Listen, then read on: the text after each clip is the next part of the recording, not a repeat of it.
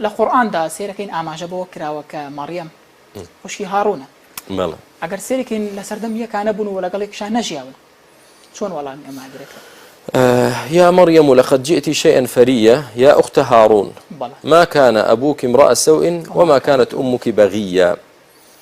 قرآن كباسي مريم دكادة يا أخت هارون أمنا ونبت قرآن ناوي لا مريم نابي بأخت هارون أما قوم كيبو وتيان يا أخت هارون يعني قرآن حكايتي چي دكات حكايتي قولي قومەکەی دەکا بەرامبەر مەریەم چۆن بانجی مەریەمیان کرد بە چ ناوێک بانجیان کرد کەواتە ئەمە تەسمیە قورئان نییە. دووەمیان مەبەستیان لە ئوختە هاڕون و نەبێ هاڕوونی برای موسا بێت.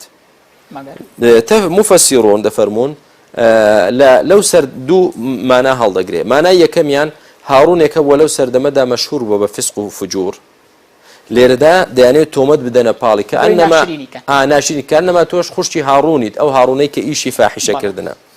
تەفسیری دووەم نەخێر هاڕوون کەسێکی ئیماندار و چاک و دایان پاک بووە.